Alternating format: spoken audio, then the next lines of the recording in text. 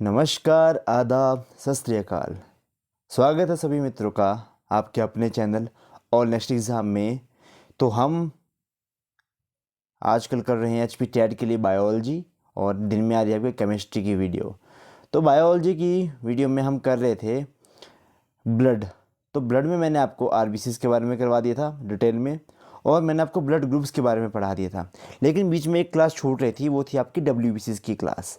तो डब्ल्यूबीसी की क्लास को आज हम पूरा करेंगे क्योंकि डब्ल्यूबीसी बहुत इंपॉर्टेंट है हमारी बॉडी के लिए और हमारे टॉपिक भी बहुत इंपॉर्टेंट है। ये डब्ल्यूबीसी से अक्सर क्वेश्चन जो आप पूछे जाते हैं, क्योंकि डब्ल्यूबीसी हमारे बॉडी में काम ही ऐसे करते हैं भाई।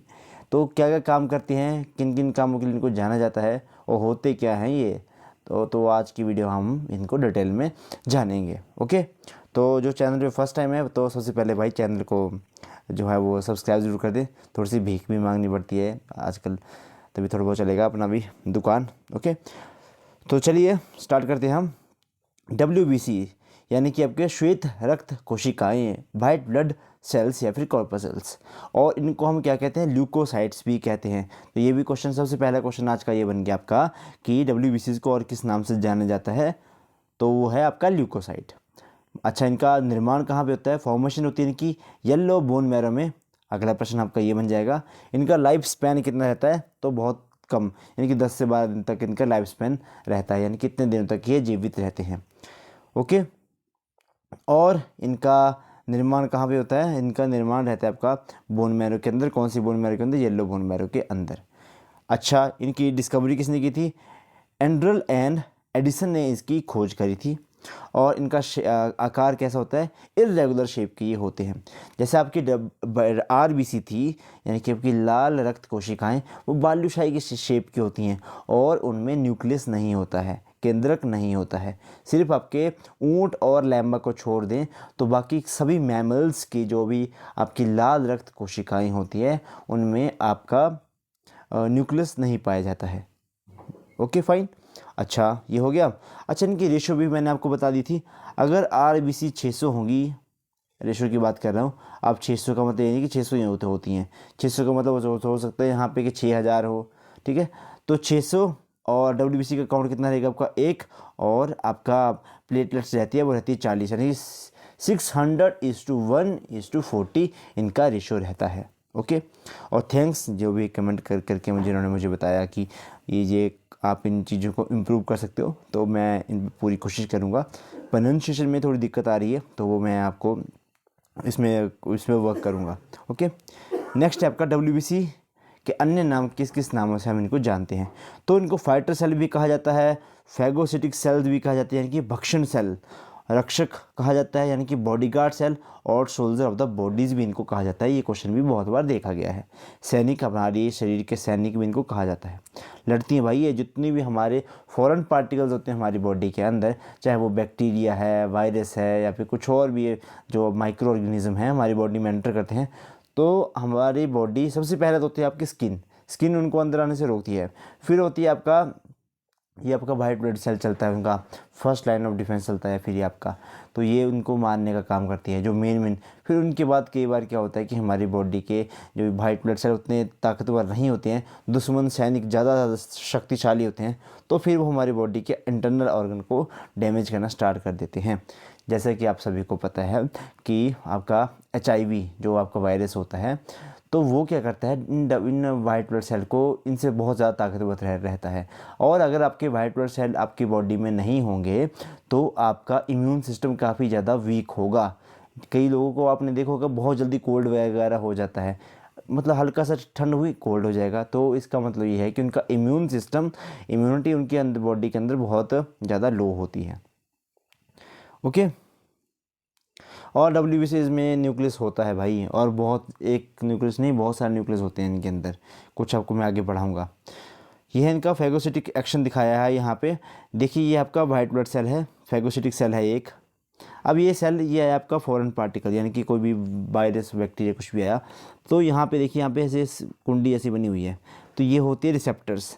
अब ये रिसेप्टर होंगे, ये स्पेसिफिक तरह के जो वायरस होगा उनके ऊपर जो रिसेप्टर होंगे उनको पहचान लेंगे। तो ये वाले रिसेप्टर इसको पहचान ले कि भाई ये हमारे शरीर का पार्ट नहीं है, तो हमारे शरीर का पार्ट नहीं है, तो उसने अपना मुंह खोल दिया बहुत बड़ा। ये मुंह खोला, देखिए यहाँ पे लॉक हो गए, इंटरलॉक हो गए ये दोनों, ये गोलू जैसा भी और ये सी जैसा भी इंटरलॉक हो गया आपस में। उसके बाद क्या होगा, ये इसको तोड़ देगा बहुत बुरी तरह से, और जो भी इसके अंदर का एंजाइम वगैरह होगा उनको सारा निकाल देगा। ये होता है फैगोसिटिक एक्शन। यानी कि फैगोसिटिक एक्शन यानी कि पूरे का पूरा निकल जाना, तो ये होता है फैगोसिटिक एक्शन। ठीक है, जैसे आपका अमीबा करता है। अमीबा क्या करता है, अपना जो उसके झूठे पाँव होते हैं जिसका नाम क्या होता है, सूडोपोडिया। तो सूडोपोडिया क्या करता है, जैसे कि यहाँ पे कुछ चीज़ आई तो वो ऐसे पहले उसकी आकृति कुछ इस तरह से होगी, फिर वो अपनी आकृति कुछ इस तरह से कर लेगा, फिर जब जैसे कोई फॉरेन पार्टिकल्स को फिर यहाँ से बंद कर लेगा, फिर वो उसके अंदर चला जाएगा। उसी तरह से ये भी काम करते हैं फैगोसिटिक एक्शन के थ्रू। नेक्स्ट देखेंगे हम WBC के प्रकार। इसमें दो तरह के होते हैं, एक होता है आपके ग्रैनुलोसाइट्स और एक होता है ए ग्रैनुलोसाइट्स, यानी कि अकणिकाकाय और कणिकाकाय। अब आपके ग्रैनुलोसाइट्स में आएंगे आपके न्यूट्रोफिल और यूसिनोफिल और बेसोफिल। ओके, और अब इनमें डिफरेंस क्या रहेगा आपका, ग्रैनुलोसाइट्स और ए ग्रैनुलोसाइट्स। जो आपके ग्रैनुलोसाइट्स में उसमें जो केंद्रक होगा, न्यूक्लियस होगा, वो एक से ज़्यादा होंगे। इन सभी में जो न्यूक्लियस हैं आपके वो एक से ज़्यादा हैं। और जो ये आपके ए ग्रैनुलोसाइट्स हैं इनमें आपके न्यूक्लियस जो है वो एक ही होता है। ओके, तो ए ग्रैनुलोसाइट्स, मोनोसाइट्स और लिम्फोसाइट। याद रखिए, मोनो से ही याद रखिए, मोनो मतलब एक, आपके दिमाग में रह जाएगा। मोनोसाइट और लिम्फोसाइट, लिम्फोसाइट है इस तरह से याद रखिए ना। तो ये होगा आपका मोनोसाइट और लिम्फोसाइट जिनमें एक ही न्यूक्लियस होता है। क्वेश्चन कई बार पूछ लेते हैं इस बार, अगर थोड़ा डिटेल में पूछना हो, काफ़ी डिटेल का क्वेश्चन है ये भी सिंपल क्वेश्चन नहीं है। अब में से बहुत सारे लोग होंगे जो ये फर्स्ट टाइम पढ़ रहे होंगे, कमेंट बॉक्स में बताना जिन्होंने पहली बार पढ़ा कि केंद्र एक होता है, यानी कि न्यूक्लियस एक होता है और एक से ज़्यादा होते हैं। ओके, ये मैंने आपको पढ़ा दिया। इसमें वही बात करी गई थी कि न्यूक्लियस वगैरह किस में एक होता है, किस में एक से ज़्यादा होते हैं। अच्छा, नेक्स्ट है आपका शेप देखते हैं WBC की। तो WBC को एक तो इरेगुलर शेप होती है या फिर उसको अमीबा शेप भी कहते हैं। समय समय के अकॉर्डिंग ये जो है अपने शेप को चेंज करते रहते हैं। लार्जेस्ट WBC कौन सा रहता है आपका, तो ये रहता है मोनोसाइट सबसे बड़ा, और सबसे छोटा शायद आपका बेसोफिल की लिम्फोसाइट से लिम्फो साइट जो है सबसे छोटे होते हैं। वैसे अगर आपके सारे WBC RBC में देखा जाए तो WBC का आकार सबसे छोटा होता है और सबसे बड़े प्लेटलेट्स होते हैं आपके। ओके, नेक्स्ट आपका बेसोफिल। अब मैं आपको इसके बारे में बताता हूँ, जो भी हमने पढ़ा शेप के बारे में। जो आपका बेसोफिल्स रहते हैं, तो बेसोफिल जो है उनका 0.5 to 2% ही आपके WBC में से आपका 0.5 से 2% आपके बेसोफिल्स होते हैं। और ये आपका WBC का सबसे छोटे पार्ट भी होते हैं। ओके, सबसे कम मात्रा में यही पाए जाते हैं। ओके, समझ आ गया, सबसे कम मात्रा में कौन से पाए जाते हैं, क्वेश्चन आएगा तो आप लिख सकते हो कि बेसोफिल आते हैं। फिर नेक्स्ट आएगा आपका कि अब है एलर्जी। देखिए क्वेश्चन क्या है, एलर्जी क्या होती है। कोई भी फॉरेन पार्टिकल आपकी बॉडी के अंदर जब एंटर करने की कोशिश करता है, जो कोशिश करता है, मान लीजिए नाक में जो है आपके कुछ डस्ट पार्टिकल घुस गया, फिर आपको आती है छींक। तो छींक क्यों आई, किस वजह से आई वो छींक, तो सारा होता है आपका एलर्जी के लक्षण। और एलर्जी जैसे छींक भी आती है हमें, तो छींक भी किसका, हमारे इम्यून सिस्टम का ही भी एक क्या बोलते हैं रिएक्शन रहता है। ये वही एक्शन करते हैं कि भाई इसको निकालो। जब छींक होती है तब आप थोड़ा रिलैक्स फील करते हो, होता है कि नहीं होता है, तो इसी वजह से होता है भाई ये। अब इसके बारे में हम डिटेल में पढ़ेंगे, काफ़ी अच्छा टॉपिक है ये। अब इसमें सबसे पहले हम पढ़ेंगे इसिनोफिल और आपका बेसोफिल।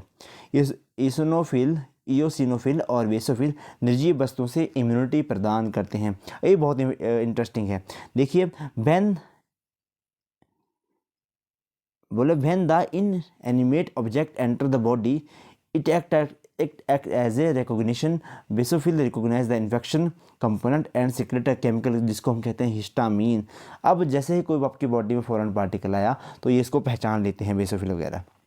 फिर ये क्या सीक्रेट करते हैं, एक हिस्टामीन सीक्रेट करते हैं। इसको याद रखें, हिस्टामीन बहुत तगड़ा प्रोटीन है ये, विच एक्टिवेट। अब ये हिस्टामीन जब आपकी बॉडी में रिलीज़ हुआ तो उसके बाद ये किसको एक्टिवेट कर देगा, इस ईओसिनोफिल को आपको एक्टिवेट कर देगा, due to which there is allergy. Allergy मतलब आपको छींक आएगी, आपको खांसी आएगी। Due to which dust particle come out. समझ गए। सबसे पहले क्या हुआ, जो बेसोफिल है उसने रिकॉग्नाइज किया कि ये हमारी बॉडी का पार्टिकल नहीं है, इसको बाहर निकालने की ज़रूरत है।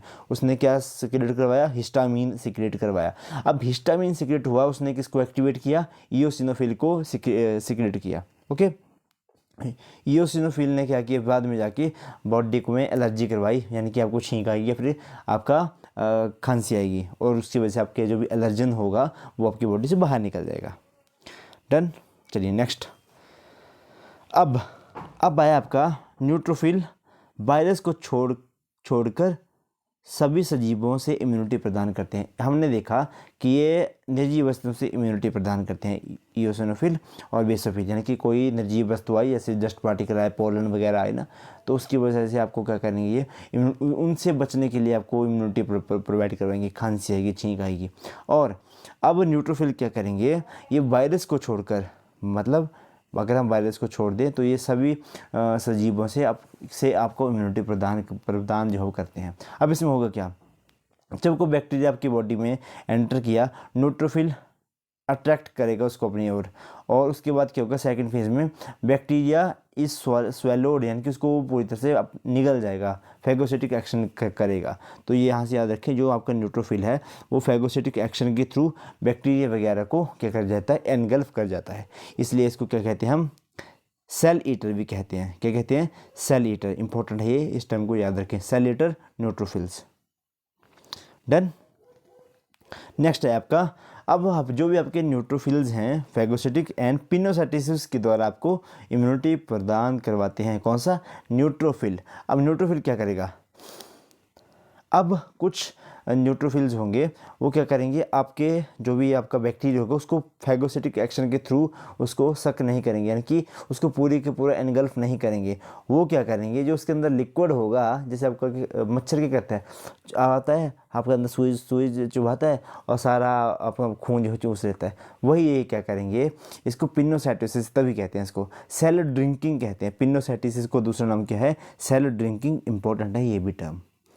ओके, तो जैसे कोई बैक्टीरिया वगैरह आया तो ये क्या करेंगे, पेन चुभाएंगे, ठीक है, उसके बीच में जो भी इसका लिक्विड पार्ट होगा उसको क्या करेंगे, सक कर लेंगे तो वो ऑटोमेटिकली मर जाएगा। ओके, सेल ईटिंग इसको हम कहते हैं। देखिए काफ़ी इंटरेस्टिंग है हमारी बॉडी, देखिए मतलब क्या क्या हो रहा है हमारी बॉडी के अंदर ना। फिर उसके बाद क्या होगा, अब न्यूट्रोफिल जो वायरस को छोड़कर सभी से इम्यूनिटी प्रदान करवाते हैं। अब इसमें होता क्या है, ये तो हमने पढ़ लिया, पिनोसाइटोसिस होगी। अब आए आपके प्लेटलेट्स की बारी। WBC का काम खत्म, मोटा मैंने आपको बता दिया, ठीक है। बाकी इससे रिलेटेड कुछ क्वेश्चन बन सकते हैं बाद में, वो मैं आपको लास्ट में करवाऊंगा, क्योंकि कई बार तो ऐसे भी क्वेश्चन पूछ लेते हैं कि मकड़ी की कितनी आँखें होती हैं, ऐसे क्वेश्चन भी आ जाते हैं कई बार। तो अब मैं यहाँ थोड़ी करवाऊंगा आपको कि मकड़ी है इसकी आँखें हैं, मच्छर की कितनी आँखें हैं, मक्खी की कितनी आँखें, कितने टांगे हैं। ये थोड़ा सा ऐसे क्वेश्चन होते हैं, वो थोड़ा सा खुद से ही करना पड़ेंगे। ओके, पर यहाँ ये सिर्फ मैं आपको कॉन्सेप्ट बेसिस करवा रहा हूँ, बहुत सारे क्वेश्चन टॉपिक, तो इनसे आपका मोस्टली जो टॉपिक होंगे वो क्लियर करवाने का मेरा मोटिव है। चलिए अब हम करेंगे प्लेटलेट्स की बारी। तो प्लेटलेट्स को हम थ्रोम्बोसाइट्स भी कहते हैं। अब इसमें होगा क्या, एक तो मेल फीमेल में ये इनका काउंट जो है लाखों, कितने बहुत लाख पर ml रहता है। कहाँ बनते हैं, येलो बोन मैरो में बनते हैं। इंपॉर्टेंट है ये। लाइफ स्पेन कितना है इनका भी, लाइफ स्पेन 8 से लेकर 10 दिन तक ही रहता है, और इनका शेप भी इरेगुलर रहता है। ये बालूशाही क्या है आपका, RBC है, और ये क्या है आपके, क्या है ये, WBC यानी कि ल्यूकोसाइट्स। हाँ ये भी याद रखिए ना, जैसे WBC को ल्यूकोसाइट कहते हैं ना, वैसे ही RBC को कहते हैं एरिथ्रोसाइट्स। ये भी आपको याद रखें, ये भी कई बार पूछ लेते हैं। नेक्स्ट, अब ब्लड क्लॉटिंग। अब हमें पता है कि जो भी आपके प्लेटलेट्स हैं वो ब्लड क्लॉटिंग में हेल्प करते हैं। ब्लड क्लॉटिंग होती क्या है, जब भी आपको चोट लगती है वहाँ पे एक खून का थक्का जैसा बन जाता है। तो थक्का क्या होता है, वो इसी की वजह से क्लॉटिंग होती है, ताकि हमारा ब्लड लॉस जो वो ज़्यादा ना हो। ओके, देखिए शुगर पेशेंट होते हैं, उनका ब्लड कभी भी मतलब बहुत कम क्लॉट होता है। तो क्यों नहीं होता, क्योंकि इनमें जो भी ये आपके जो ब्लड क्लॉटिंग एजेंट होते हैं वो ख़त्म हो चुके होते हैं। ओके, अब होगा क्या, इसमें एक चेन रिएक्शन चलती है इसमें भी। ब्लड क्लॉटिंग के लिए एक तो कौन कौन रिस्पॉन्सिबल रहते हैं, देखिए होगा क्या, जहाँ पे आपको चोट लगी ओके, जहाँ पे आपको चोट लगी तो वहाँ पे होगा क्या, एक सब्सटेंस रिलीज़ होगा, आपके सेल जो वहाँ से एक सब्सटेंस रिलीज़ करेंगे जिसका नाम होता है हिपेरिन। ठीक है, हिपेरिन। अब होगा क्या, हिपेरिन हो गया, फिर थ्रोम्बोप्लास्टिन, अब वो एक जगह होगी, साइट होगी कि अच्छा वहाँ पे चोट चाट लगी है तो चलो वहाँ पे एक्शन करना है। ऐसे थोड़ा ना लगता है बॉडी को पता कि कहाँ पे चोट लगी कहाँ पे नहीं, कुछ ना कुछ तो रिएक्शन होते होंगे बॉडी में। भाई हमारी बॉडी बहुत ही टेक्निकली बहुत स्ट्रॉन्ग है, हमारी बॉडी हर एक पार्ट को बहुत अच्छी तरह से डिज़ाइन किया हुआ है। ओके, आपकी ये लिटिल फिंगर ही ना हो ना तो आपकी ये चारों उंगलियाँ जो हो किसी काम की नहीं है। कम से कम आपके 60 से 70% जो भी आपकी पावर आती है ना किसी को चीज़ को होल्ड करने की, वो उसी छोटी उंगली की वजह से आती है। ये भी आपको याद रखें। तो किसी को अपने बॉडी के पार्ट को कभी कम नहीं आके, और 5 उंगली कभी बराबर भी नहीं होती। तो हर किसी की कैपेबिलिटी जो हो अलग होती हैं, और हर किसी की सक्सेस के रेट्स भी जो है वो अलग अलग होते हैं। ओके, कुछ जल्दी सीखते हैं, कुछ बहुत लेट सीखते हैं। तो होगा क्या, थ्रोम्बोप्लास्टिन आया। अब थ्रोम्बोप्लास्टिन ये प्रोटीन्स हैं, थ्रोम्बोप्लास्टिन जो है वो आपका प्रोथ्रोम्बिन के साथ रिएक्शन करके, और साथ में कैल्शियम इंपॉर्टेंट है, ये calcium is most important for किसके लिए, आपका ब्लड क्लॉटिंग के लिए। विटामिन के is important for blood clotting. और प्लास्टिक आपका ये तो प्लास्टिक्स तो होते ही हैं, सॉरी क्या बोल रहा हूँ मैं, प्लेटलेट्स तो होते ही हैं।